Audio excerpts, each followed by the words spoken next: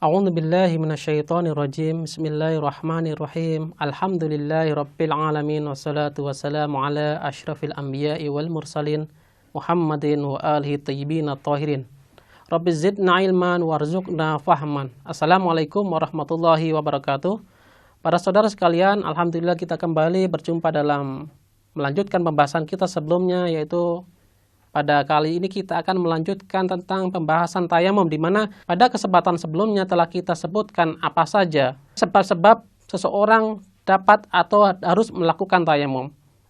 Apa saja yang telah kita sebutkan. Adapun pada kesempatan kali ini kita akan membahas bagaimana cara melakukan tayamum. Apa saja yang harus dilakukan ketika seseorang melakukan tayamum.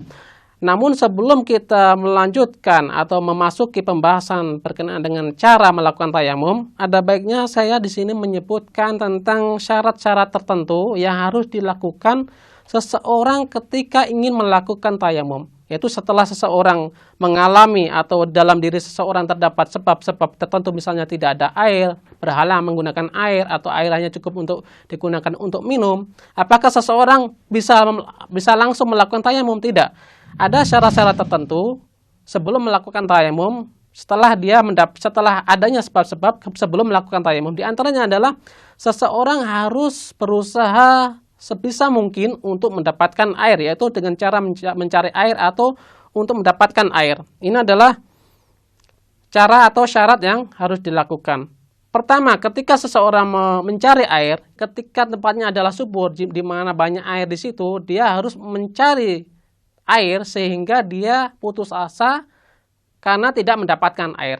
Adapun ketika tempatnya itu gersang, kering, tidak ada air secara dohir, maka yang pertama adalah jika tempatnya adalah susah, maka dia harus melangkah atau mencari air sebanyak 200 langkah. Adapun jika tempatnya itu, yaitu tempat yang kering itu gampang atau mudah dijangkau, yang harus dilakukan ketika mencari air adalah sejauh atau sebanyak 400 langkah di setiap arah mata angin, selatan, utara, timur, dan barat. Ini adalah ketentuan sebelum melakukan tayamum. Adapun bagaimana cara seseorang ketika ingin melakukan tayamum? Ada cara-cara tertentu dalam melakukan tayamum. Di antaranya adalah yang pertama, seseorang menapukkan kedua telapak tangannya secara bersamaan di atas sesuatu yang diperbolehkan untuk tayamum dengannya. Akan kita sebutkan apa saja barang-barang yang diperbolehkan tayamum dengannya, yaitu menampukkan kedua telapak tangan kita secara bersamaan di atas barang-barang tersebut. Kemudian setelah menapukkan kedua telapak tangan kita, maka hal berikutnya yang harus dilakukan adalah mengusapkan kedua telapak tangan kita tadi yang telah kita tepukan secara bersamaan ke bagian jidat kita, yaitu seluruh bagian jidat dimulai dari tempat tumbuhnya rambut, mencakup sisi kanan dan sisi kiri hingga ujung hidung bagian kedua alis kita. Adapun hal yang ketiga adalah mengusapkan telapak tangan kiri kita di atas punggung telapak tangan kanan kita. Kemudian dilanjutkan mengusapkan telapak kanan tangan kita di atas punggung telapak tangan kiri kita. Ini adalah hal-hal yang diharuskan ketika melakukan tayamum.